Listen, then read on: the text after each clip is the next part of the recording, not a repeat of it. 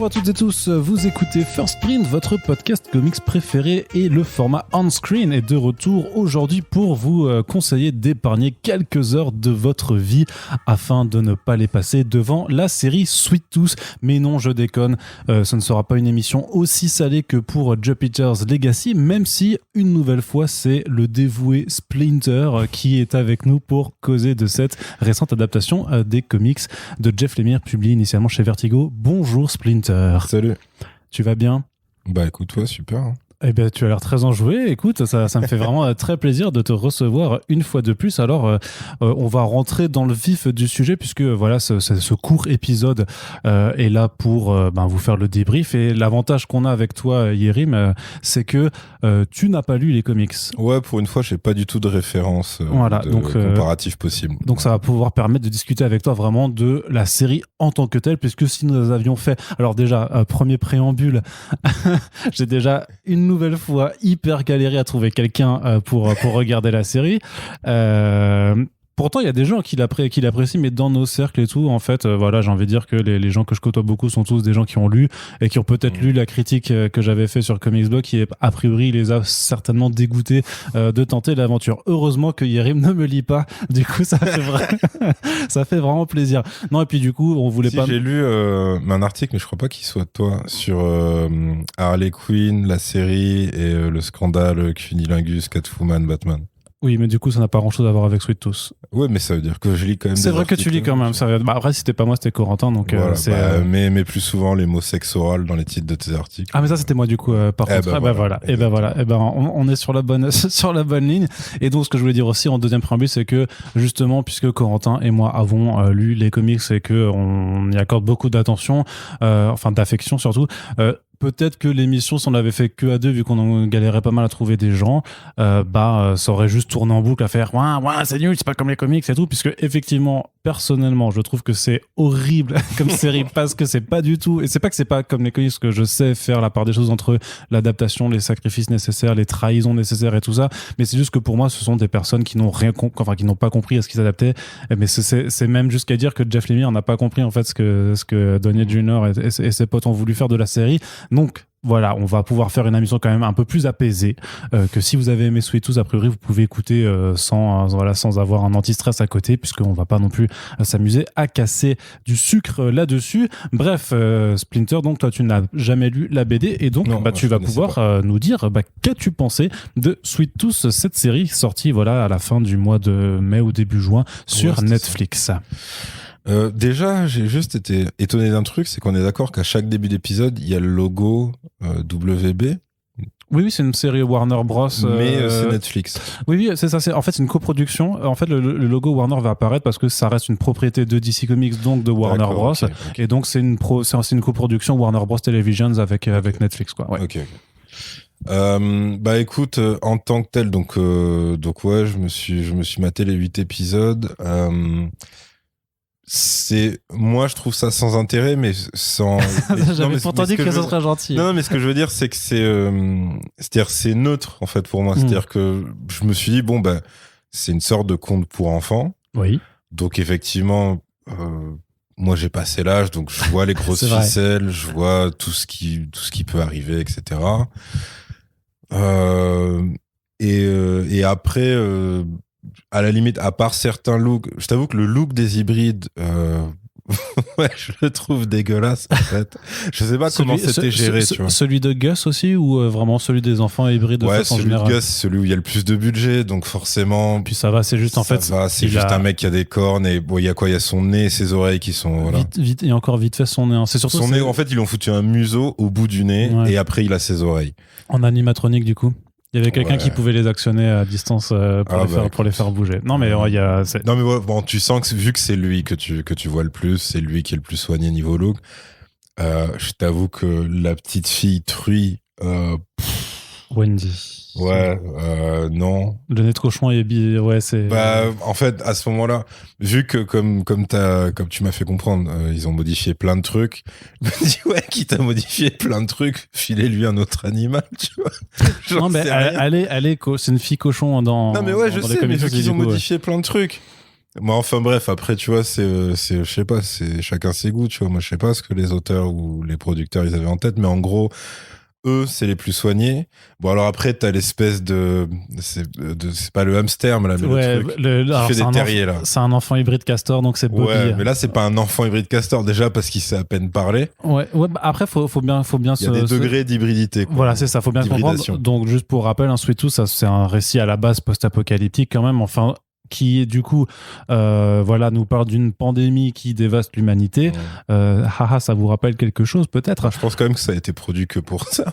Non, mais en fait le projet datait d'avant. Le projet était mis en branle depuis quelques temps, mais par contre le tournage et tout ça, toute la production s'est fait vraiment là du printemps à l'automne, hiver 2020. Ouais, et donc bien sûr que l'écriture et la prod a pris en compte le contexte pandémie pour vachement s'y rapporter, parce qu'il y a plein de messages ou de scènes, on va y revenir après, mais qui sont complètement en mode on a regardé les infos juste avant de tourner, tu vois. J'ai l'impression même, d'après ce que t'as dit, que c'est plus ça qui a imprimé un sous-texte à la série que ce qui avait l'air d'être le sous-texte, voire juste le texte de des parce BD d'origine. Oui, les BD d'origine, c'est un récit sur nos relations, notamment père-fils, que c'est quelque chose qui est très présent dans Love, Jeff Lemire, mais que tu retrouves aussi là. Donc, dans ce contexte, donc pandémique, l'humanité est menacée, il y a un virus qui a contaminé tout le monde, il y a des enfants hybrides qui apparaissent aussi de façon très mystérieuse, on ne sait pas ce qu'ils sont, comment ça fonctionne, mais l'humanité commence à soupçonner soit qu'ils sont responsables de la pandémie, soit qu'ils pourraient avoir quelque chose, avoir un lien et donc pouvoir sauver. Et donc nous on va suivre en fait c'est comme ce que Trump disait des Chinois. Ouais. Je sais plus ce qu'ils disaient des Chinois du coup. Que c'est soit eux qui étaient à l'origine de la pandémie, soit que c'est eux qui auraient le remède. Ah oui, d'accord. Sauf que du coup, c'était plus à l'origine quand même, a priori maintenant de ce qu'on sait.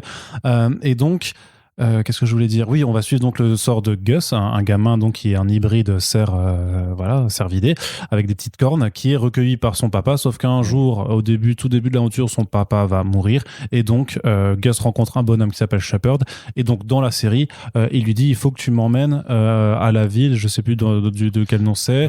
Gros. Dans le Colorado. En tout cas, dans le Colorado. Dans le Colorado, je sais plus si c'est Essex County ou pas, parce que tu le vois, le panneau est Essex County. En fait, c'est une référence à un des tout premiers albums de Jeff Lemire qui s'appelle Essex County. D'accord. Donc voilà, donc ça c'est le petit clin d'œil, quoi. Mais grosso modo, voilà, et ils partent en voyage à la recherche donc de sa mère, dont ils soupçonnent qu'elle est encore en vie, alors que dans les comics, en fait, ils partent surtout pour retrouver parce que Shepard lui dit il y a la réserve qui existe. Donc ils sont directs avec et donc ça. Ils vont directement, en fait, leur but d'abord c'est d'aller à la réserve, et après ça va dans d'autres délires. Ça va beaucoup plus loin, donc ne parlons pas trop des comics, puisque l'idée c'est de parler donc de cette série. Et donc voilà, et dans ce contexte-là, les hybrides en fait a effectivement différents niveaux d'hybridation. Il y en a qui sont comme Gus quand même encore très humains, d'autres qui sont beaucoup plus animaux, c'est-à-dire qu'on a Bobby, donc cet hybride castor. Il y a aussi dans les comics du coup en fait des hybrides chiens genre Doberman ou dog allemand très vénères qui sont possédés par Abbott. Donc je sais pas s'ils vont les présenter dans la série, parce que c'est quand même un petit peu chelou à matérialiser en live action, quoi. En fait, c'est cool dans un film de Cronenberg, mais là, vu la tonalité du truc, ça me paraît compliqué. Je veux dire, même Bobby, pour moi, il est déjà malaisant par rapport à Rocket Raccoon et tout. Enfin, tu sais, tu le vois, tu sais, déjà, quand il commence à dire ses premiers mots et que tu vois qu'il sait pas faire de phrases, après, tu vois sa gueule, tu fais, ouais. Ça, tu vois la scène dans Alien 4 quand Ripley, elle voit ses clones ratés, c'est que des hybrides aliens ratés avec elle. Et que t'as celui qui fait Kill me. Exactement. C'est ça. C'est ça. Ça, ou en étant plus dans le contexte, un épisode de South Park où ils se foutent un peu de la gueule des élections. D'ailleurs, ça c'est actuel, et aussi du PETA. Ouais. Et en gros, en fait, t'as des intégristes de la nature qui vivent dans la forêt et qui sont carrément mariés pour certains avec des animaux, genre des chèvres et tout, tu vois. Et donc, t'as des gosses hybrides, et t'as donc cette scène géniale où t'es un mec qui dit, ouais, Stan, je te présente mon fils ou ma fille, je sais pas. Là, tu vois une créature, mais qui ressemble à rien. Juste le mec, il a copulé avec une chèvre. Et t'as juste la créature qui fait Kill me. Oui. Bon, voilà, là, en fait, Bobby et certains autres hybrides, en fait, dès que ça prend un truc sur la tête en entier, tu fais non. C'est un peu autant je capte que ce soit grave mignon en BD, tu vois, parce que c'est du dessin. Ouais, alors c'est pas du tout mignon en plus. Le trait de Jeff Lemire est assez atypique, hein. C'est pas un dessin mignon, c'est pas du tout, c'est pas une BD pour enfants. C'est pas dessiné avec un trait qui on va dire est accessible, grosso modo. Donc non, ça n'a absolument. Et Bobby n'est pas mignon. Alors c'est vrai qu'il a une vraie tête de castor par rapport aux autres et il a un peu plus du mal à parler, mais il fait quand même des phrases. Mais ce que je veux dire par là, c'est que Rocket Raccoon, il a rien d'humain non plus et il est tout mignon. Ah oui, mais là, il y a des moyens. Et le truc, c'est que Rocket Raccoon est tout en image de synthèse, alors que Bobby, c'est une marionnette. Ils ont voulu le faire, en fait, en semi... En fait, ils le font à moitié animatronique et à moitié CG, parce qu'ils ont voulu faire un bébé Yoda bis. Vraiment, hein. Ah putain, c'est raté alors. C'est raté, non, c'est complètement raté, mais c'est clairement l'intention. Hein, c'est ça qui allait être ma question, c'est que... Ils voulaient en faire une mascotte. On est d'accord que dans la BD, c'est fait exprès, en fait, que ce soit comme ça, que ça puisse être un peu malsain, etc. Bah c'est surtout que l'ambiance générale elle est sombre, tu vois. Parce que là quand je te dis pour moi Wendy, les enfants hybrides c'est des victimes, hein, c'est des putains d'oppressés quoi, c'est les mecs, c'est soit on veut les buter, soit on veut les disséquer quoi, mais grosso modo il y a pas grand monde qui est là pour réellement les sauver dans ce parce que ce que je veux dire c'est que là si t'enlèves Gus, où forcément il y a plus de moyens sur son look, tu te retrouves avec Wendy, Bobby et ensuite ceux qui servent un peu de figurants. Ouais, tous ceux qui arrivent à la fin final, notamment. On va dire, lui, il a droit à un gros plan. Et eux, en fait, à part le cobaye final, lui, c'est différent parce qu'ils lui font le truc des yeux. Donc lui, pour moi, il est aussi dégueulasse que Bobby. C'est en mode sortez un lance-flamme. Ou alors... c'est kill it with fire, tu vois. C'est ça. Mais les autres, ceux qui sont que à l'arrière-plan, eux, ça fait... Enfin, on dirait une kermesse, quoi, tu vois. C'est juste des gamins avec des postiches, des postiches de merde et ça s'arrête là, tu vois. Et encore, tu sais, pendant tout le truc, dès que Wendy elle apparaît, moi, en fait, j'ai flippé d'un truc, c'est qu'il lui fasse faire le groin, tu vois, machin. Non, pas le groin, c'est ce qu'elle a déjà. Oui. Le bruit de cochon, Le bruit de cochon, genre si elle rigole et tout, machin. Heureusement, ils l'ont pas fait et tout, machin. Mais, donc, je les trouve dégueulasses. Ça, c'est au niveau esthétique. Sur l'esthétique, t'es pas content de la direction artistique, quoi. Sauf Gus. Ce qui prouve qu'ils peuvent le faire. C'est juste c'était 8 premiers épisodes. Peut-être qu'ils ils étaient pas sûrs de continuer, j'en sais rien, tu vois, mais en tout cas, c'est sûr qu'ils ont pas mis les mêmes moyens pour tout le monde. Et Bobby, s'il voulait en faire une mascotte, à ce moment-là, fallait lui enlever la parole, en fait. Il aurait été tout mignon s'il avait pas parlé, lui. Franchement. Non, mais je te jure, il parle pas, c'est parfait. Oui, c'est vrai. La seconde où, la daronne, celle qui recueille.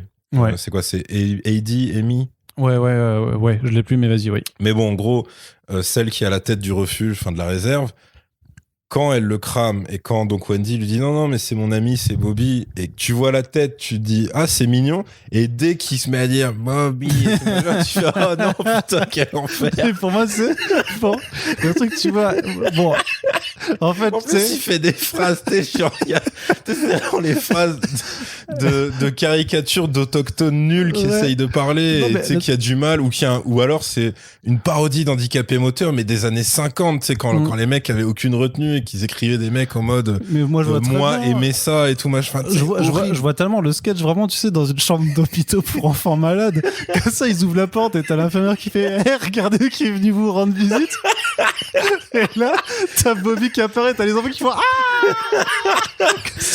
ouais, franchement c'est ça, c'est vraiment le truc, tu vois, c'est vraiment ce truc là où t'as, tu sais, le premier réflexe c'est soit tu sors et tu cours, tu reviens jamais dans ta maison, ou soit juste tu lui tires dessus. Après t'as un mec qui arrive qui fait mais non c'est Bobby, c'est un ami, et il dit ouais mais prévenez putain.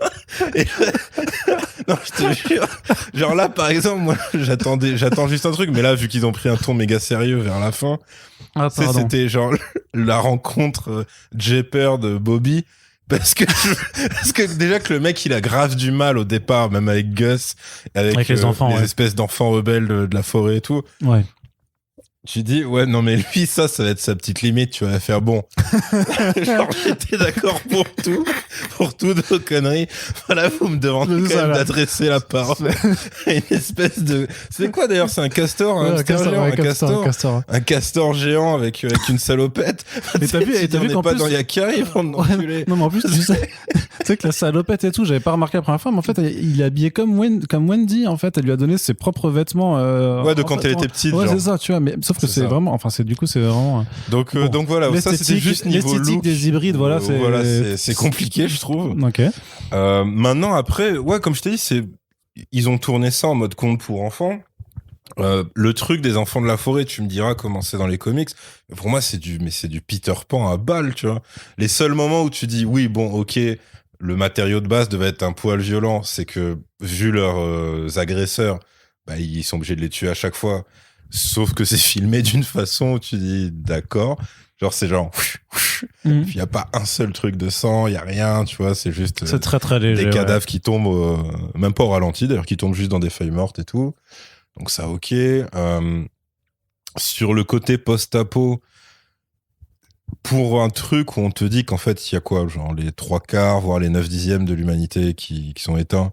Ouais, alors bon, c'est plus genre 400 millions de morts aux États-Unis, donc c'est vraiment très très vénère, quoi. Okay. Mais c'est l'humanité est sur le bord de l'extinction, clairement, elle est en difficulté. Bah, disons que enfin, ils sont pas ménagés pareil beaucoup d'espace dans leur histoire, version série en tout cas.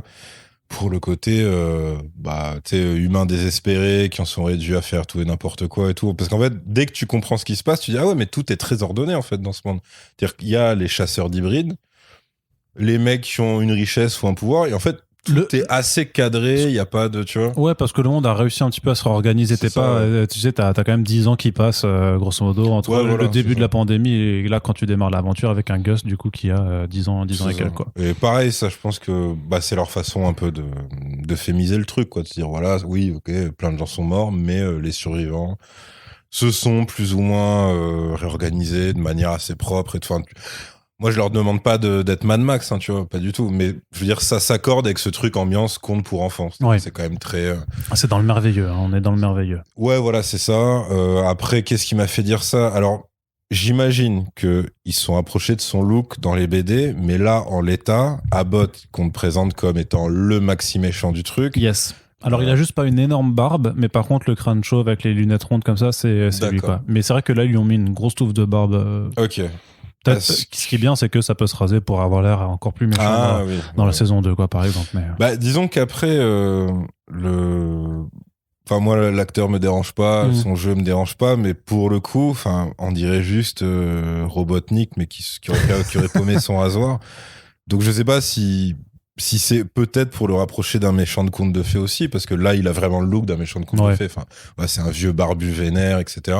Qui aime pas les enfants. Qui chasse les enfants, etc. Maintenant, l'énorme galère, c'est que du coup, c'est pas sa première apparition, mais c'est sa première scène d'action. Et dans sa première scène d'action, où il a une sorte de face-à-face à distance avec la boss de la réserve, c'est quand même un gars qui se fait avoir par un piège de merde, des feux d'artifice, qui tombe d'un escabeau de merde, et qui ensuite a genre des espèces de grosses traces noires sur son crâne de merde, et qui ensuite est en mode, ouais, faites venir les unités médicales, faites venir genre l'intégralité des troupes ici.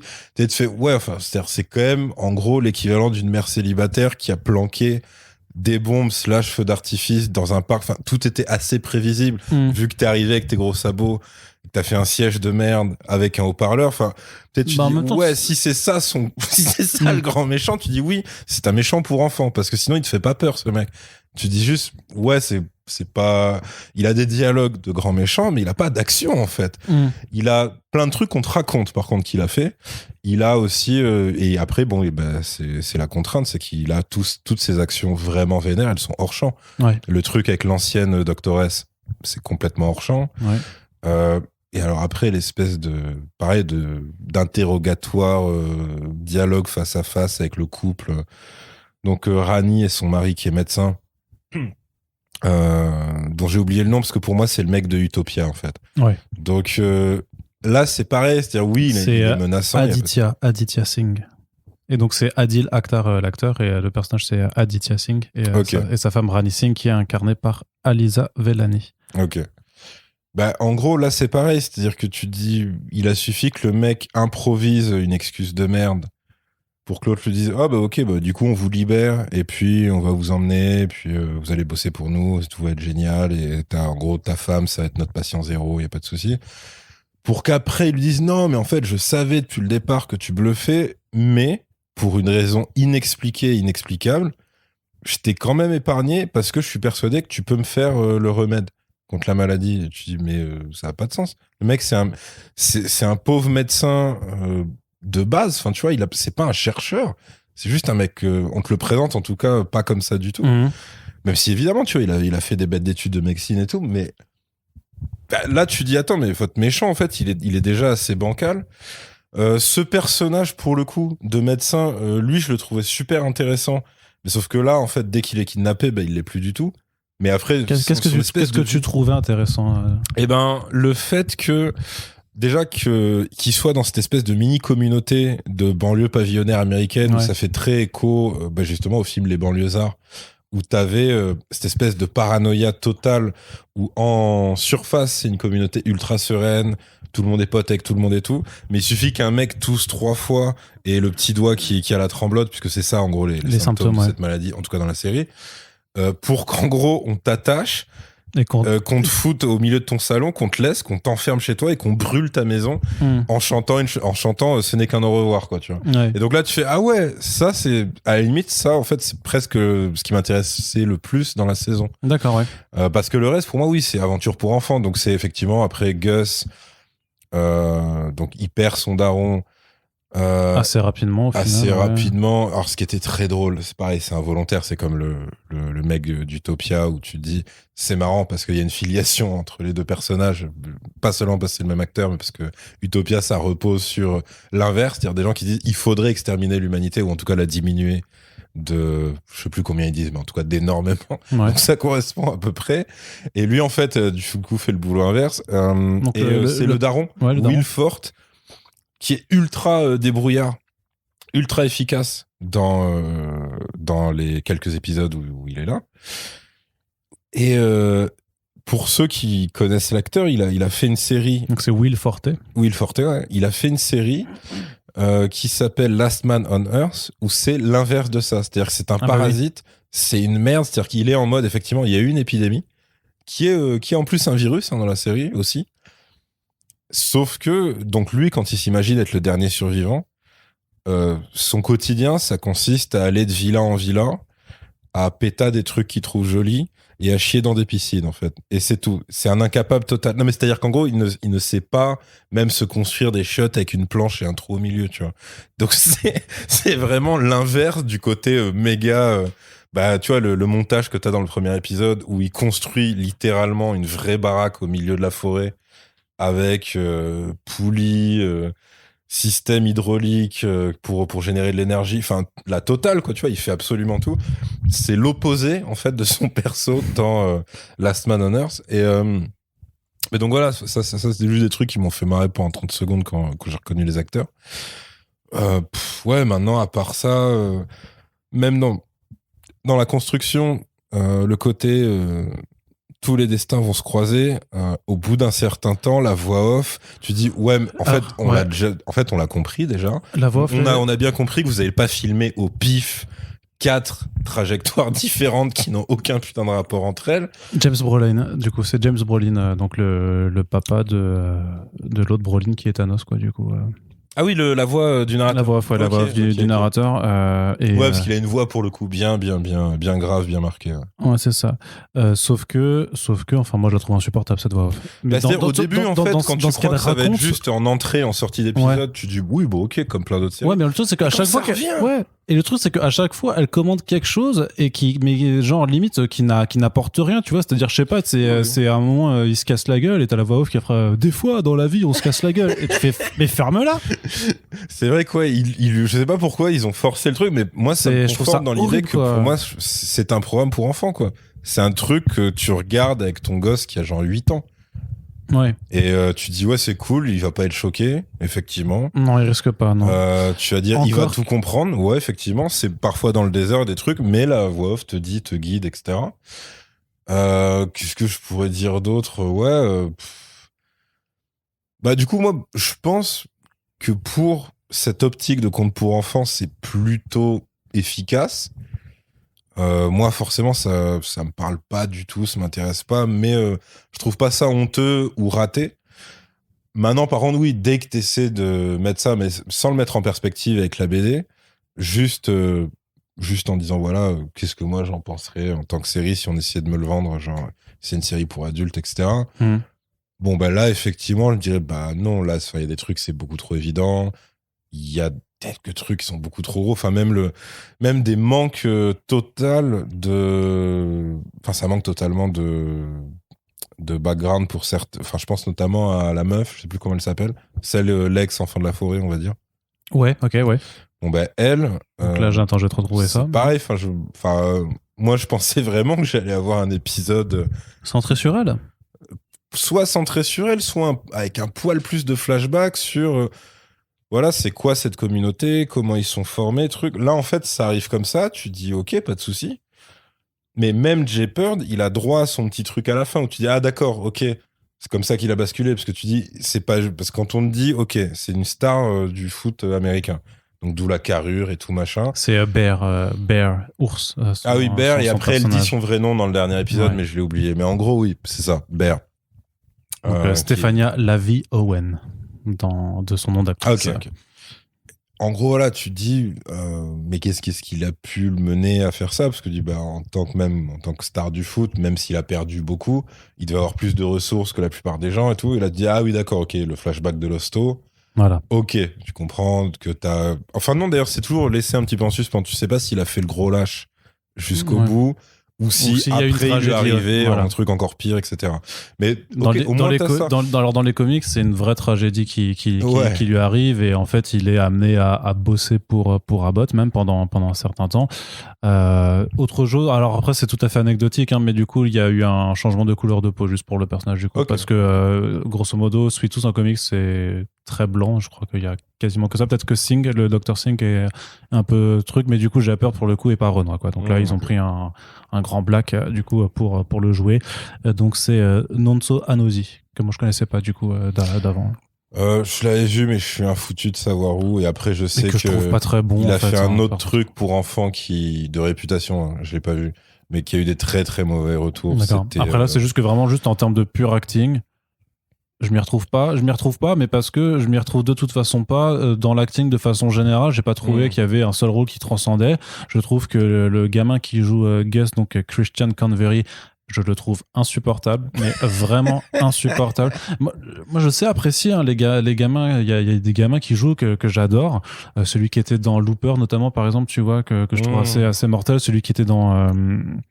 là, c'était une forme de comédie à la Projet X, mais avec 3 gamins, là, je sais plus comment ça s'appelait. Mais c'est pas Good Boys? Ouais, Good Boys, je crois, c'est ça. Et tu vois, c'est un gamin qu'on voit souvent dans pas mal de grosses productions parce qu'il est bien. Il était dans Room aussi, peut-être, ou alors c'était en tout cas le gamin dans Room avec. Ah oui, c'est Jacob Tremblay. Voilà, Jacob Tremblay, très bien. Ouais, lui, je l'adore. C'est un petit surdoué en vrai. Ouais, bah sûrement, du coup. Non, mais voilà, je veux dire, il y a des gamins qui jouent très bien, donc je sais vraiment apprécier le jeu des gosses. Lui, je le trouve nul à chier. J'ai déjà un problème avec l'écriture de ces personnages, la façon dont il transforme notamment Gus en un abruti fini. Parce que oui. En BD, il est plutôt naïf. En tout cas, il y a beaucoup de gens en fait qui le trahissent, qui utilisent sa confiance. En fait, c'est pas forcément qu'il soit naïf ou bête, mais c'est juste qu'il est un peu, voilà, il a besoin de repères. Il perd son daron. Il est dans un monde où il connaît pas grand chose, donc il a besoin de repères et il se fait trahir du coup beaucoup par des gens qui lui veulent du mal.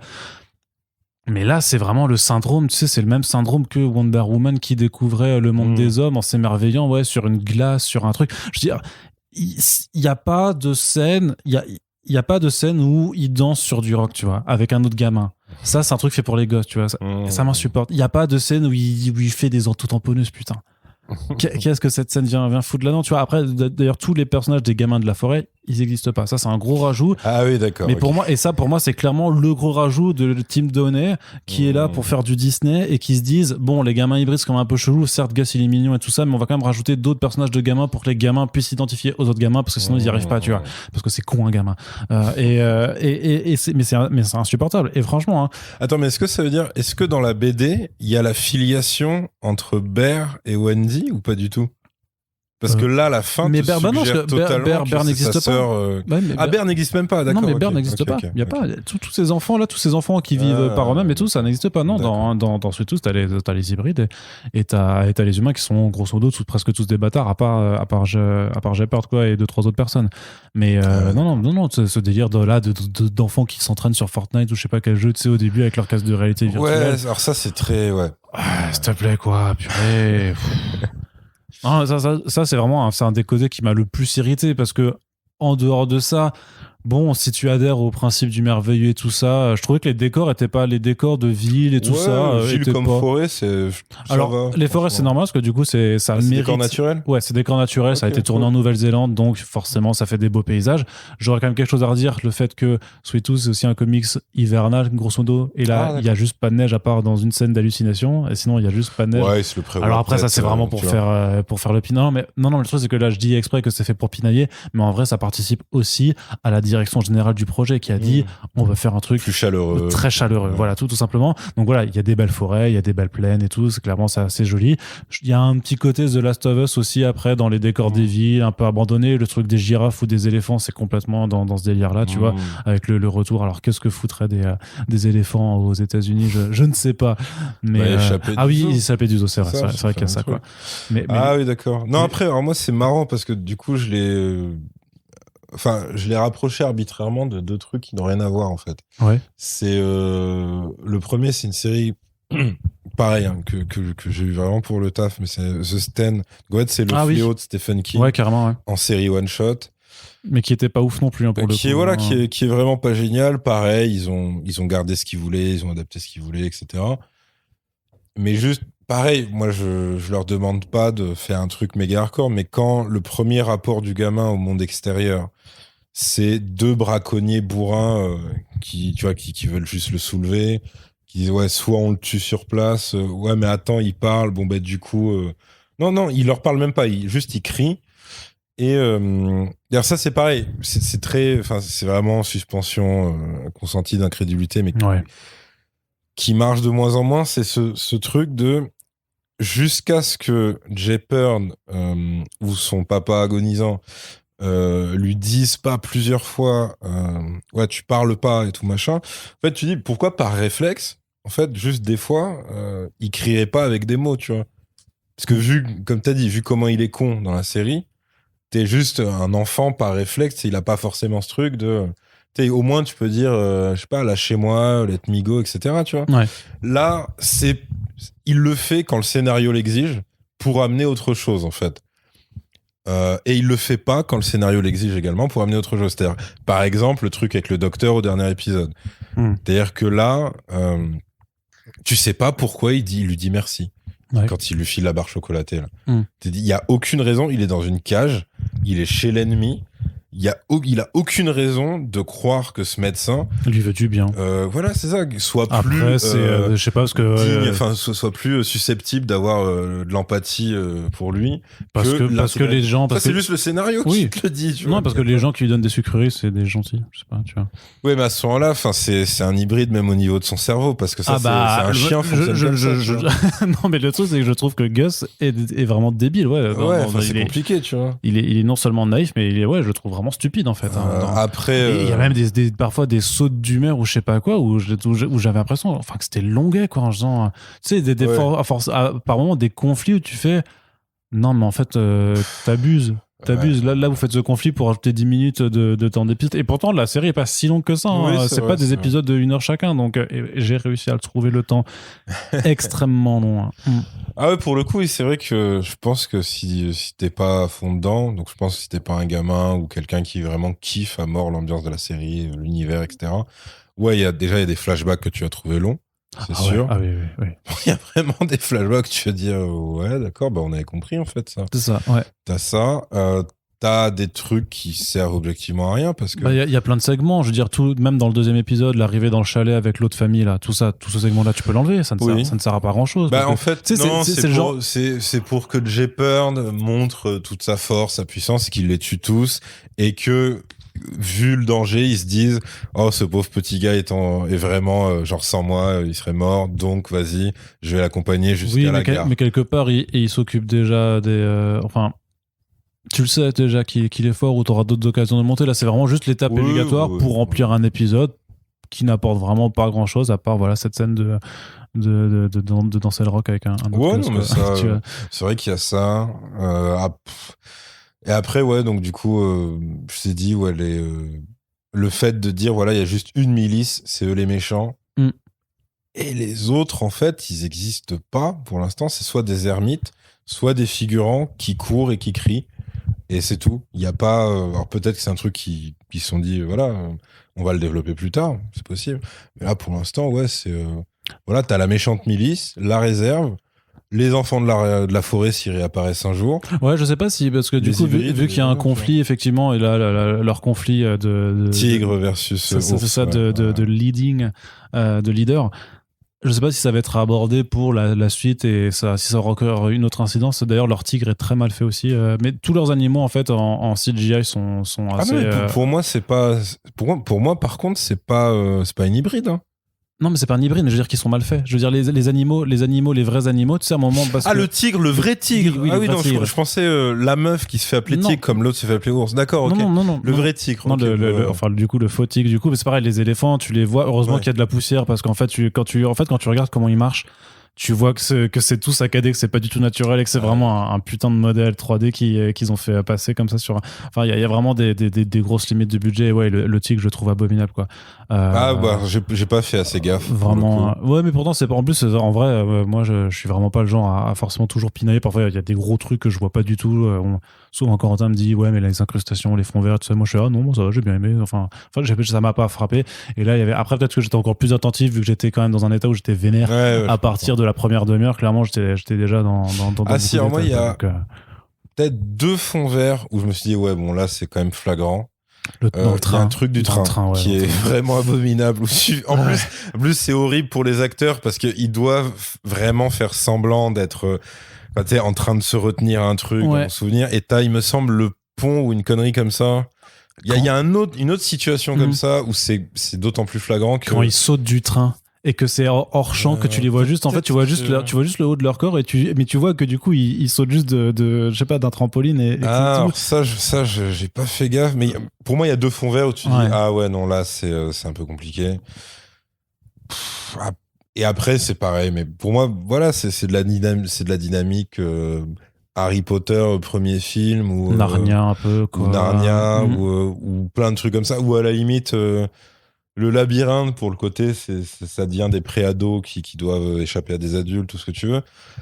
Mais par exemple, le fait que dans le seul train de marchandises qu'ils arrivent à jumper, que le seul mécano, ce soit lui aussi un ancien collègue de Jay Pern, mais qui s'est pris trop de coups sur la tête quand il était joueur de foot, ou dans leur mission, parce que c'est pas vraiment expliqué non plus, mais on va partir du principe que c'est, vu la carrure, genre foot américain, plus mission après, et que du coup il a une commotion, enfin qu'il a un traumatisme plutôt, qu'il a un côté simplé mais gentil, enfin...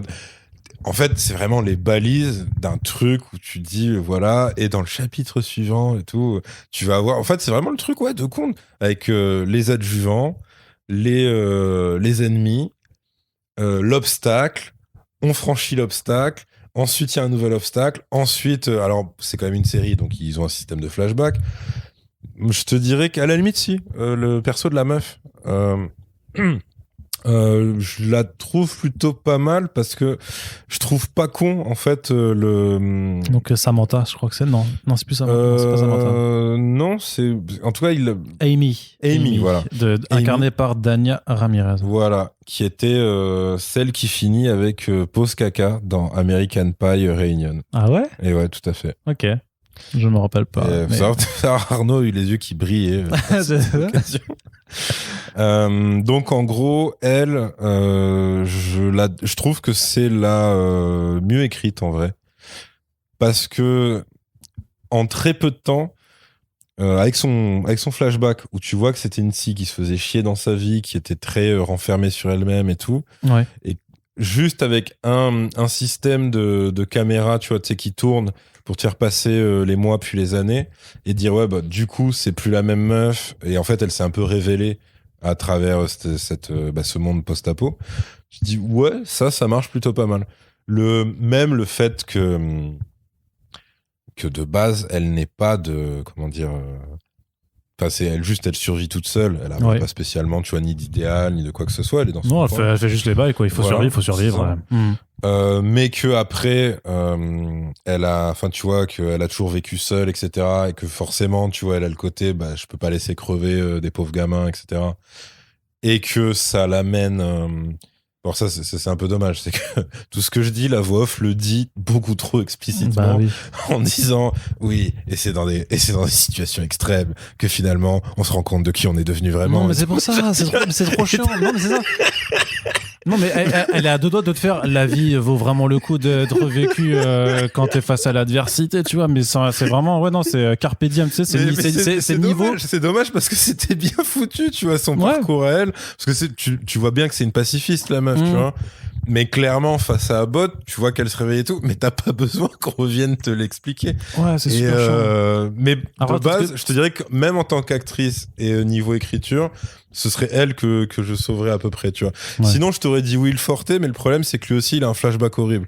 Donc, son flashback, là. Ah ouais, le creep plus, quoi. C'est très particulier, son flashback. Hein, ouais, donc en fait, où on explique comment il rencontre la maman, c'est vrai qu'on n'a pas délimité de partie spoiler ou non spoiler, mais grosso modo, la plus ou moins maman de Gus, quoi. Ouais, c'est pas une histoire d'amour, quoi. C'est pas romantique, c'est trop creepy, ça quoi. Ça pourrait l'être, mais il y a tellement de détails qui vont pas. Tu sais, quand en fait, il dit un truc et il se crame, et l'autre, mais donc du coup, vous m'observez. Enfin, tu sais, il y a un truc un peu bizarre comme c'est ça. Il y a un truc En fait, lui, c'est pareil, tu vois. Et après, elle lui explique son taf, et elle lui explique comme t'expliquerais un enfant de 4 ans. Et il fait ah oui non mais en fait je suis technicien de surface, j'ai quand même été à l'école et tout machin. En fait tout est nul dans le rendez-vous. Juste à la fin ils se roulent une pelle et pile à ce moment où ils vont se rouler une pelle, enfin bref, et pile à ce moment-là c'est la merde, ouais c'est la merde au labo, faut revenir, ah vas-y je vais sauver Gus, tiens prends-le, emmène-le dans les montagnes, etc. Là tu fais waouh, ok, c'est Alors justement, et probablement que ce mec n'a jamais eu de rapport sexuel de sa vie. Ah non, c'est sûr. Entre le mode de vie du gars, ses obsessions, sa gueule, et même comment il réagit en général, tu fais ah ouais. C'est particulier. Ouais, et le truc, c'est que comme pour beaucoup de personnages, et comme c'est le lourd en fait aussi dans pas mal de séries, c'est vraiment que t'as des flashbacks aussi qui viennent développer des aspects du passé de certains héros ou protagonistes qui ne sont absolument pas abordés. Je veux dire, dans Sweet Tooth, les comics, au début, le père, il est mourant, tu sais pas ce qu'il a fait avant et tout ça, et il clame très très rapidement. Pareil, sur Thing, on n'a pas autant de flashbacks dessus. Sur Shepherd, on en aura, mais c'est pas non plus complètement détaillé de la même façon. Donc c'est vraiment aussi là où tu sens qu'ils ont profité du matériel pour rajouter des trucs. Donc il y a tous ces trucs. Thing, je trouve ça pas con ce qu'ils ont fait. Vraiment. Mais c'est vrai que ça pourrait être un. En fait, c'est vrai que maintenant que t'en reparles, je me disais, c'est vrai que c'était pas mal le côté banlieue proprette, fait, qui cache les pires retors de. Puis même lui, t'imagines la double vie horrible, genre de cacher la maladie de sa femme. Mais après, je trouve que seul la médecin et ouais, mais c'est juste que je trouve que dans la mise en scène, dans l'accompagnement, du coup, tu ressens pas en fait que c'est vraiment en fait une situation horrible en vrai, parce que ça reste quand même toujours sous ce filtre, ces données compatibles et voilà, il faut que ça plaise aux enfants. Et pareil, moi, je pense c'est vrai qu'on a quand même des gars qui brûlent leurs voisins vifs et ça a pas l'air si affreux. Et moi, surtout, je pensais réellement qu'ils allaient le faire twister, le faire basculer, avec la voisine qui est un peu trop fouille merde et tout. Ouais, je pensais qu'en fait, ou voir sa femme, allait la tuer. Avec un mix de je la tue par accident et tout. Ouais. Et là, en fait, t'as un Deus Ex Machina horrible où en fait, juste, elle se fait balayer, en fait, par un cheval. Qui donc évidemment n'est pas conscient de ce qu'il fait, tu vois, c'est un putain de cheval, c'est pas un hybride, c'est un cheval. Donc elle tombe sur le trottoir, fausse chute avec sa nuque qui s'expose, voilà, sur le rebord du trottoir. Et donc tu te dis, putain, mais même ça, c'est pas exploité, alors que c'était l'occasion, tu vois. Bah, il y avait, il y avait tous les éléments, toutes les étoiles étaient alignées. Il avait peur pour sa femme avait peur pour elle-même et pour lui. Cette meuf devenait clairement menaçante et tout. Enfin, voilà. Et tu dis, putain, même là, ils veulent pas y aller, quoi, tu vois. En gros, ils sont en mode, non, nous, il y a un seul méchant. Et c'est Abbott et ses hommes de main. Et tu crames que même dans ses hommes de main, son bras droit, il est même pas méchant. Mais parce que lui, il est vraiment gentil aussi. Du coup, dans la BD, ouais, il a plutôt bon fond aussi quand même. Donc d'ailleurs, je crois que c'est le frère de Abbott, si je me rappelle. D'accord, ok. Et justement, il s'en met plein la gueule et tout ça. Mais voilà, il a un bon fond. Je crois que je sais plus comment il s'appelle. Mais oui, voilà. Lui, c'est peut-être parce qu'il a peu de répliques, mais lui, je trouve qu'il joue pas trop mal, tu vois. Ouais, il était pas mal. En un petit regard, tu captes qu'en fait, il est parfois très dégoûté par ce qu'il est obligé de faire, obligé de voir, etc. quoi. Bon, il y a quand même un autre truc aussi vachement à prendre en compte. Je pense que tu l'as vu, le rapport au Covid du coup de la série. Oui, ouais. Parce que là, c'est vraiment, je pense que celle qui m'a le plus vraiment fait me dire, bon les gars, on a compris que vous vouliez faire des références à ça. C'est la scène avec les deux types qui sont dans le flashback à Jeopard, qui se parlent au début, et l'autre qui enlève son masque pour lui souffler sa fumée de clope à la figure, alors que l'autre lui fait vraiment un truc du genre, mais non, il faut mettre son masque, ça c'est le protocole et tout. Ouais, tu vois, enfin et là c'est niveau écriture, genre vraiment en fait discours d'un mec normal et d'un anti-vax sur Twitter, tu vois quoi. Mais ouais, il y a un peu, oui, c'est vrai que leur débat, parce qu'en fait ils finissent par se rouler par terre, et évidemment il y a un autre Deus Ex Machina qui déboule, puisque le débile se fait complètement renverser par Jeopard qui arrive avec un gros 4x4 parce qu'ils sont évidemment devant un hosto. Hôpital, donc tu dis ouais, d'accord. Après je te dirais que ça, c'est pareil, en fait, ce serait pas gênant dans un autre cadre. Et là en fait, c'est un peu la même chose, c'est que tu dis, du coup, vu qu'ils ont quand même gardé certaines bases du comics, ils sont un peu obligés, tu vois. Oui, les bases sont là, ouais. Et ben en fait, tu dis, c'est con parce que ça pourrait être un bien meilleur conte pour enfants sans ce genre de référence ultra adulte, en fait. C'est-à-dire que avoir un méchant qui n'aime pas les enfants, qui capture les enfants pour faire des expériences sur des enfants, tout ça, ça pourrait être dans un Walt Disney, en vrai, tu vois. Bah, c'est Captain Crochet, quoi. Voilà, concrètement, c'est ça. Il y a en plus une communauté de gamins résistants. Enfin, voilà. T'as vraiment un truc. T'as l'espèce de gros bras, genre, Wendy, je suis gentil. Enfin, non, justement, j'ai une apparence très dure, mais derrière la carapace, il y a un cœur gros comme ça. Ouais. C'est vraiment même des sidekicks d'enfants dans Faudra des vraiment, Disney, je vais te retrouver la BD, je vais même la racheter, du coup, pour que tu puisses voir quand même le délire par quoi il passe. Ah ouais, bah ouais, parce que là, tu parles vraiment d'un truc, je te dirais. Ouais, non, mais je sais, mais ce que je veux dire, c'est que du coup, bah, ils ont curieusement des freins, parce que je pense qu'ils veulent quand même tenir une trame qui était présente dans le comics. Et du coup, ça les empêche d'aller à fond dans le côté enfantin. Parce que si t'es à fond dans le côté enfantin, en fait, t'as plein de trucs que tu dois enlever et plein de trucs que tu dois grossir. Mais là, c'est un peu entre deux. Même si, comme je te dis, moi, je pense que c'est un... Je dis ça, tu vois, à dessein, mais c'est un produit. C'est un produit pensé pour une certaine frange du public. Et pour cette frange du public, je pense que c'est efficace.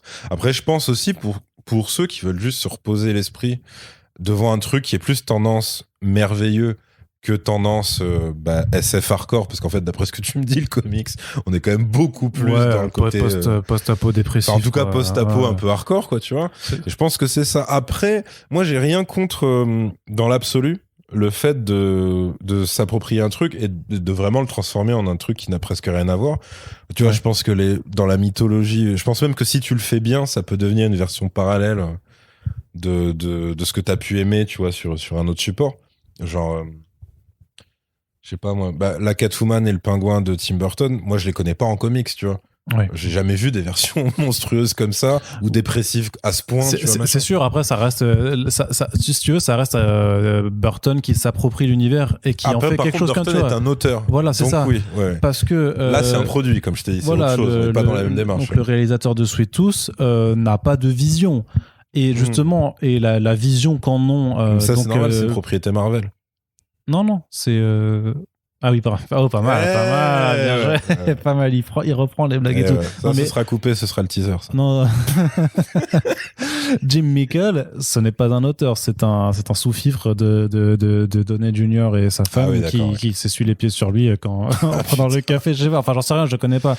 Mais moi, c'est ce que ça m'inspire, c'est qu'il s'est pas du tout approprié quelque chose. C'est justement, ils ont dit, bon, parce qu'à la limite, si tu le fais en full merveilleux, et que t'assumes vraiment le truc, je veux bien, mais là, c'est vraiment juste le discours de Suzanne qui dit on a juste gardé les thématiques et on a grosso modo on a édulcoré le tout pour que ce soit plus agréable à regarder, genre.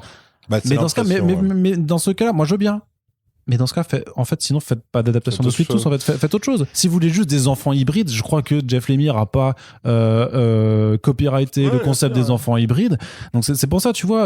Après, je pense qu'on dit ça parce que, comme tu dis, ça se voit que c'est un pur produit et que t'as pas d'auteur derrière. T'as juste en gros, la vision se limite à qu'est-ce qui peut plaire à un instant T à un public P, tu vois. En gros, c'est ça. Ouais, c'est limite. Ouais, c'est limite ça. Ouais, mais pour prendre un autre exemple dont je t'avais parlé. Non, mais t'imagines, c'est comme l'horreur parce que en plus, c'est un comic book qui a eu des Eisner ou qui a été nommé aux Eisner de mémoire. Okay. Et de faire ça, de transformer ça en produit d'algorithme de Netflix. Ouais. Après, le truc, c'est qu'on a déjà fait la review de Jupiter. Et toi, tu m'expliquais qu'en fait, c'était quand même pas ça et tout machin. Donc, pour d'autres raisons. Voilà, il y a d'autres problèmes. Mais Jupiter's Legacy restait fidèle. C'était de la merde. Ouais. En tout cas, c'était pas très très bien. Mais ça restait fidèle à ce que les comics veulent raconter. Et là, je te jure que c'est pas du tout fidèle dans ce que ça veut raconter, tu vois. Disons. Moi, le seul bémol que je mets, c'est que par exemple, je t'avais parlé d'une série qui a été annulée, donc du coup, on peut dire que c'est un one shot maintenant. Daybreak, qui est aussi sur Netflix. Ouais. Et quand je t'ai expliqué le truc, tu m'as dit, mais attends, mais ça n'a rien à voir avec le Daybreak que je connais. Après, tu m'as montré même des plans. Ah oui, non, je te confirme, ça n'a rien à voir. Ouais. Après, je sais pas si t'as eu le temps de tester la version Netflix. Non, du tout. Mais du coup, je t'y encourage. Et en fait, je pense que ça te gênerait beaucoup moins. Oui. Bon, déjà, parce qu'en fait, c'est tellement différent que là. Mais je pense qu'ils assument complètement de partir dans un truc qui n'a rien à voir. Mais uniquement ça. Ouais. Peut-être qu'il y a ici et là des petits clins d'œil, j'en sais rien, mais clairement, c'est des mecs, ils ont croisé Mad Max avec La folle journée de Ferris Bueller. Ouais. Et il se trouve que, je sais pas comment ni pourquoi, mais c'est peut-être encore moins logique d'ailleurs que pour Sweet Tooth, qui a l'air d'avoir plus de rapport avec le comics quand même. Mais ils ont adapté Daybreak et ils en ont tiré ça, quoi, tu vois. Ouais. Et la série, je la trouve très bien, tu vois, elle est marrante, c'est des clins d'œil méta tout le temps, puis même t'as des moments émotion, et surtout c'est vraiment très drôle. Okay. Il y a de l'action, voilà, c'est cool. Et je pense que le quart en tout cas de ce que tu m'as montré, de ce que j'ai compris quand tu me l'as montré, de la tristesse qui a l'air c'est en noir et blanc et c'est glauque, quoi. Voilà, c'est très, le mec est tout seul et il y a pas. Moi, les planches que j'ai vues, c'est en gros le mec, il a un bras en moins, il essaye péniblement de faire un feu, il se parle tout seul, quoi. Ouais, c'est ça. Ouais, non, c'est terrible. On n'est pas du tout dans ce truc-là. Daybreak, la série Netflix, c'est un coming of age en fait, c'est-à-dire que c'est non, mais c'est-à-dire que tout le monde est mort, tous les adultes sont morts ou se sont transformés en simili-zombies, mais qui sont quand même drôles parce qu'ils reproduisent la dernière action qu'ils faisaient. Ce qui fait que t'as des zombies débiles qui passent la pelouse sur du béton à l'infini, quoi, tu vois. T'as des trucs comme ça. Et t'as la ville qui est divisée en quartiers comme une cour de récré. Genre t'as les cheerleaders qui ont annexé telle zone, les geeks, je sais plus, t'as les équipes de foot, non? Oui, voilà, les bullies qui sont machin. Et donc t'as ce truc-là, et en fait tout est assez bien vu et surtout très drôle, quoi, tu vois. Et t'as même Matthew Broderick qui est dedans. D'accord. Et en gros, ça, je pense que c'est pas dérangeant parce qu'en fait derrière les mecs qui ont adapté Daybreak, je pense qu'il y avait des mecs qui voulaient juste faire ça en fait, et qui se sont dit, peut-être on a juste besoin d'un prétexte pour faire ça. Ouais. Et donc on va prendre cette BD qui a l'air quand même assez cotée. Et enfin, je sais pas. Mais qui avait l'air, en gros, pas quelqu'un qui va dire, mais non, qu'est-ce que vous allez adapter ça, c'est tout pourri, etc. Peut-être pour faire la démarche. Et après, bon, moi je sais pas si l'auteur, à quel degré il a été consulté ou pas. Mais en gros, de dire, bah voilà, en gros, vois ça comme une version complètement alternative à ton œuvre et tout. Et ça, je pense que c'est pas gênant, mais parce qu'en fait, le produit final, il est bien. Quand tu te retrouves avec un résultat final où, voilà, le résultat final de Daybreak était tellement bien qu'ils se sont fait annuler au bout d'une saison parce que ils étaient tellement méta qu'ils se foutaient de la gueule de Netflix dans la série.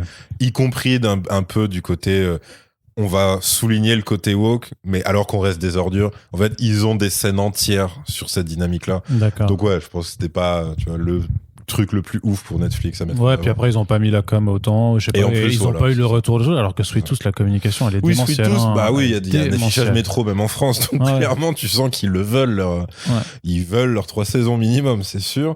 Mais surtout, oui, il y a pas, les acteurs sont pas fous pour l'instant en tout cas. Même les twists, hein, tu dis, parce qu'en fait là c'est le genre de série, dès que tu vois pas quelqu'un mourir à l'écran, tu sais qu'il va revenir. Et pourtant il y a que 8 épisodes. Mais tu savais, enfin, si t'es pas un enfant, je pense que tu savais qu'au dernier épisode, Birdie, elle va apparaître ou être au téléphone, machin. Moi, j'avais plus misé sur ça. Bon, en pro, c'est un Talkie-Walkie. Bon, j'y étais presque. Mais en gros, c'est ça, quoi, tu vois. Donc Birdie qui est la pseudo qui est donc la maman, donc créatrice du truc, enfin de Gus. Pareil, l'espèce de crise de nerfs de Gus quand il apprend qu'on lui a menti. Alors je suis d'accord que c'est un enfant et que c'est des réactions d'enfant, mais je trouve que ça en fait beaucoup trop en fait. C'est-à-dire en fait il fugue mais pas longtemps. Après il trouve le fameux avion. Alors, t'as pas trop d'explications sur cet avion. Tu te dis que probablement c'est Amy qui devait le faire vu que ça fait la pub pour la réserve. Mais voilà, t'as pas encore d'explication sur qui est la première personne qui a déposé le premier bébé hybride devant chez Amy non plus. T'as pas encore ça. Mais en gros, là, t'as ça, et là, t'as vraiment le côté, ah oui, c'est vrai que Gus est con comme ses pieds, enfin, comme ses sabots, parce qu'en gros, il a vraiment ce truc de, mais c'est pas grave, les gens de la réserve, ils vont venir bientôt, et là, j'ai peur que tu fais, attends, comment ça, quoi? Et ouais, je les ai prévenus et tout, et là, tu fais, donc évidemment qu'ils vont se faire capturer. Pareil, Abbott, le méchant ultime, ne vérifie pas qu'un mec qui fait à peu près 2m20 pour 400 kilos et qui s'est pris juste une balle à 20 km de distance, soit mort, soit bien mort, réellement mort. Ouais. Non, juste, et pourtant il lui écarte le truc pour voir sa marque là. Et on dit je suis méchant, ouais. Donc tu fais bon, ok, bah pareil, hein, comment en sens inverse, comment Shepard survit. Parce qu'apparemment la meuf lui a mis une attelle, je fais d'accord, mais a priori il a un poumon perforé là quand même. C'est-à-dire c'est un con, tu vois, c'est mignon, c'est pas plus que ça. Après ouais, je comprends qu'en comparaison avec l'œuvre d'origine, oui, ça doit être très rageant quoi. Ouais, un petit peu. Bah après on s'y fait quoi. Le truc c'est que voilà, l'idée c'est pas non plus à chaque fois d'être en beau genre sur allez vas-y lisez les BD, même si je suis désolé mais lisez les BD quoi bordel. c'est non mais la preuve tu vois, on a des exemples qui sont après j'ai vu pas mal de gens infidèles par rapport au matériau de base, et c'est pas dérangeant tant que c'est bien en fait. Oui. C'est juste que là ça t'ajoute une double frustration, c'est tu dis en gros vous avez pris ça, vous avez fait un truc que j'aime pas. Alors qu'en fait, si vous aviez juste adapté avec le même niveau de qualité, c'est-à-dire en gros juste même budget, même prod, et même sans être méchant, mais même absence d'idée de réalisation, parce qu'il y a quand même très peu de plans. Non, t'as juste une photo qui est sympa et qui profite des décors naturels, je trouve. Tu vois, je trouve que c'est quand même assez agréable à regarder d'un point de vue image, mais c'est vrai qu'il n'y a pas de fulgurance de réalisation. Mais tu dis, je pense avec la même équipe et une adaptation fidèle, alors qui certes aurait été...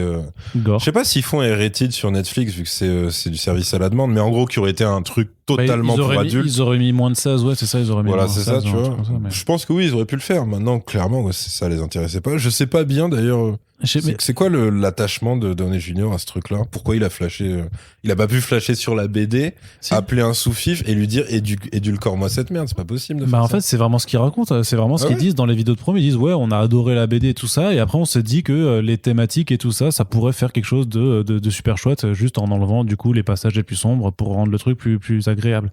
C'est vraiment ce qu'ils disent dans la promo. Donc ouais, ils ont vu le truc, ils ont fait, franchement, ils ont lu la BD peut-être, parce que la BD est connue, comme dit, elle a gagné des prix et tout ça, elle est quand même unanimement saluée par la critique parce que c'est une excellente bande dessinée. Ils l'avaient lu, ils ont kiffé, il y a eu peut-être le contexte de pandémie, je sais pas, ils se sont dit, ah vas-y, on peut adapter aussi pour faire un truc qui nous parle et tout. Et voilà, et j'imagine que Jeff Lemire était bien trop content qu'on adapte l'une de ses premières BD quand même. C'est un des trucs qu'il avait fait avec Essex County avant et 2-3 autres trucs aussi. Mais c'est quand même Sweet Tooth qu'il a vraiment révélé au début des années 2010, fin des années 2000, début 2010, donc chez Vertigo. Et voilà, mais ça aussi, tu vois, pareil, le logo de Vertigo n'apparaît même plus parce que maintenant c'est DC Comics qui est là. Vertigo n'existe pas. Ceci dit, DC Comics, ça apparaît pas non plus. Hein. Si. Ah ouais? Ouais, c'est marqué au début, based on the beloved de DC Comics. Si. Ah oui, exact. Tu vois, et ça enchaîne, tac, Warner Bros. Et ensuite logo Netflix. C'est ça, voilà. Et le truc, c'est que vraiment, alors donc le label Vertigo n'existe plus, a été vraiment fermé en 2019.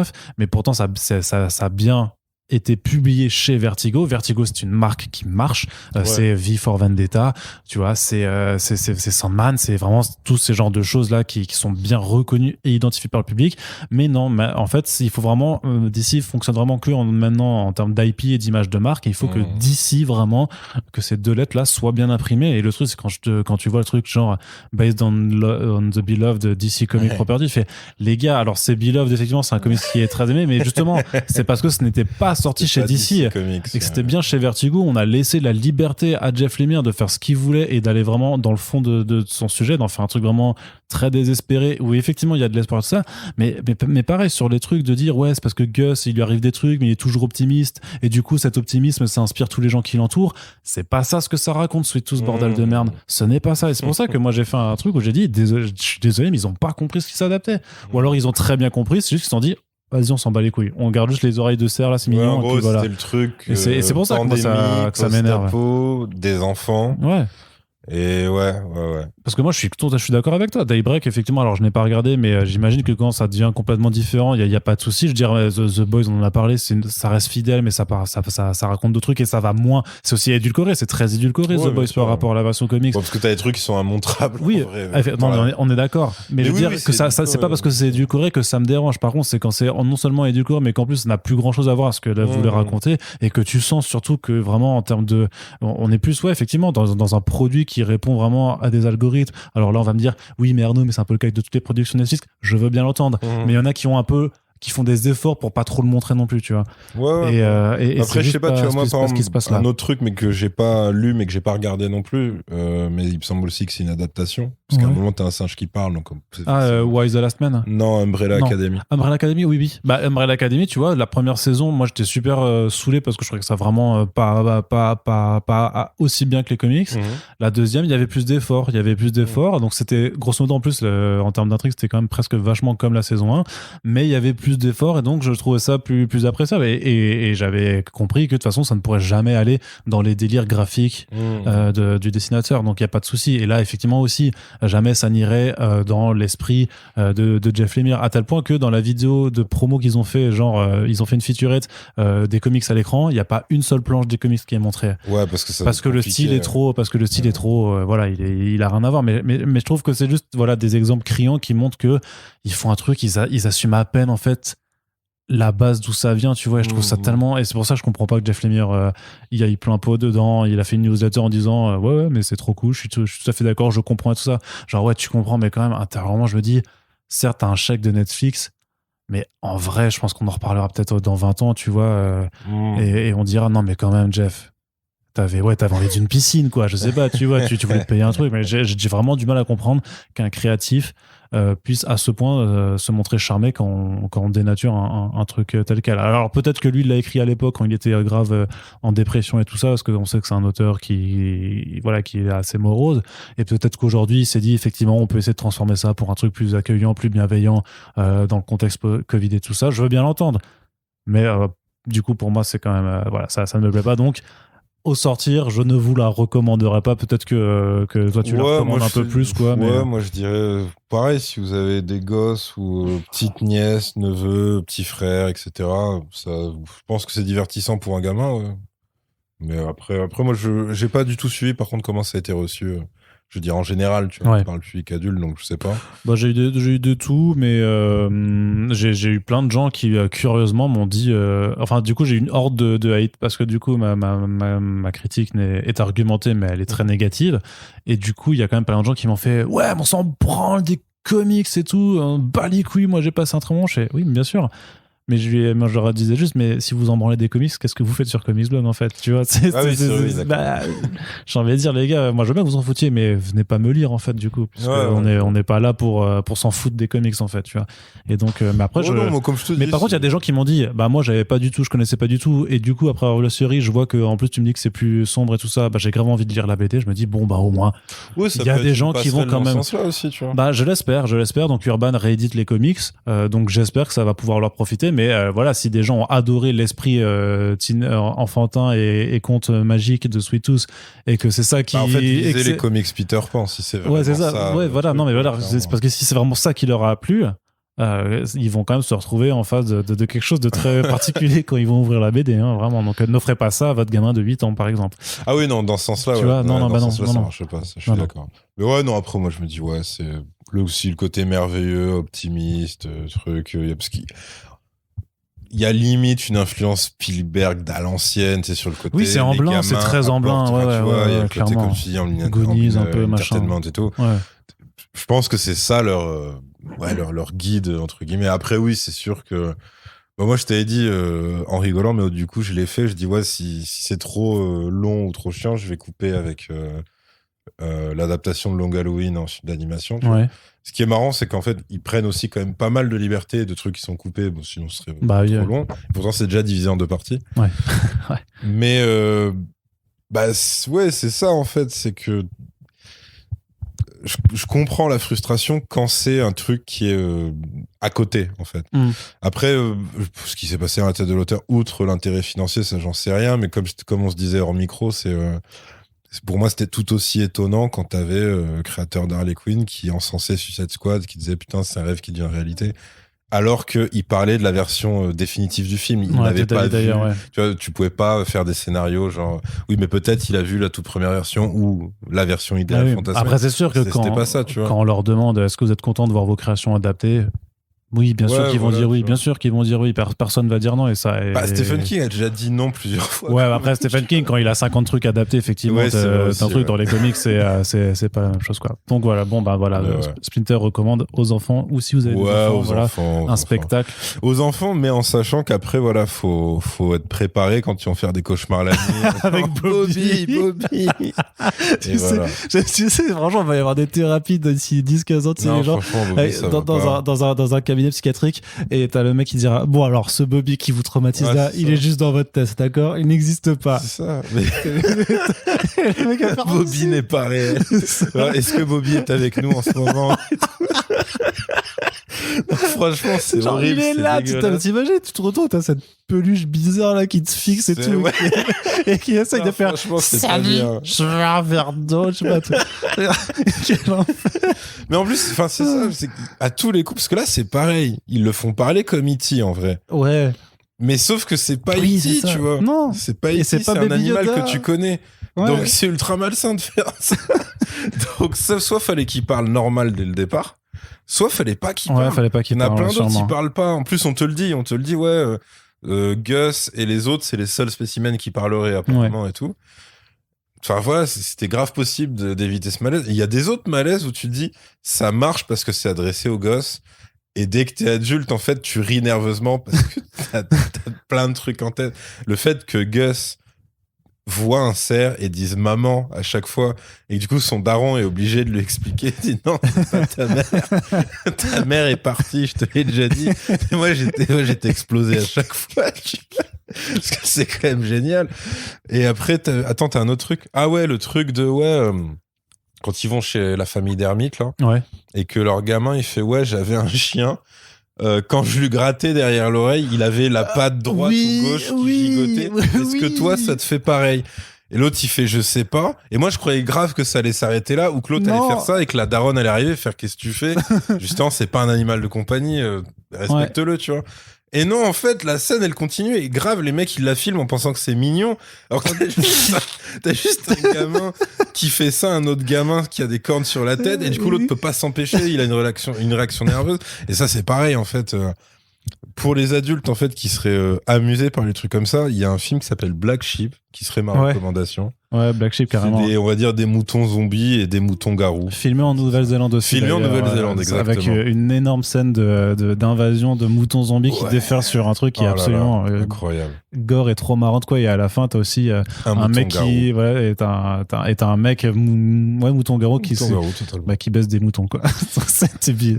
Oui, c'est ça. Bah, parce qu'en fait, il a une espèce de brebis qui est parce que c'est une élection de la meilleure brebis, la plus classe, comment on dit? Non, on dit pas tonsure, on dit quoi? Ouais, la plus belle laine, quoi. C'est la plus belle laine, truc, tu vois.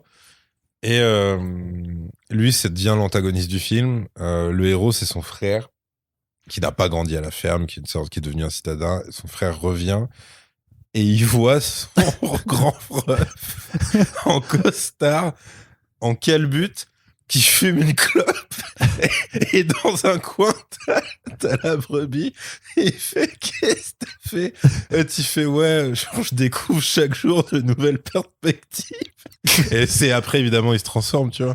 Mais voilà. Bah, tu vois, c'est un truc que Sweet Tooth pourrait assumer. Si seulement, très bien. Bon, en tout cas, on espère que... T'imagines quand même que Jeopardy et Amy vont potentiellement jamais ken dans cette version de l'histoire? Est-ce qu'il ken dans les comics déjà? Non, mais mais en plus Amy, attends, je me rappelle plus s'il y a, il y a une scène de, non, ils y arrivent pas. Non, parce que Ils y arrivent pas. Non, parce que en fait, alors je sais plus si c'est Amy ou si elle a un autre nom, mais elle est malade, donc en fait elle veut pas coucher avec lui parce que en gros elle a tout le corps qui est infesté quoi, et du coup c'est parce que c'est oui, donc tout est triste vraiment. non mais Sweet en comics c'est triste, c'est vraiment pas drôle quoi, c'est-à-dire que non déjà il pense encore à sa femme, mais en plus de toute façon la nana elle est infectée tout ça, donc d'accord. Donc elle veut pas non plus, donc voilà. Bon, en tout cas on espère qu'avec l'ami Splinter on a réussi à vous intéresser à la BD ou à la série à défaut. Écoutez, il y a pas de souci avec ça non plus. Voilà, n'hésitez pas à nous dire ce que vous avez pensé, si vous avez maté la série ou pas, si vous avez écouté le podcast, si vous l'avez apprécié ou non, et à le partager sur les réseaux sociaux, puisque c'est comme ça que vous faites vivre ce joyeux podcast qu'est First Print. Et on vous dit à très bientôt pour le prochain numéro. Salut!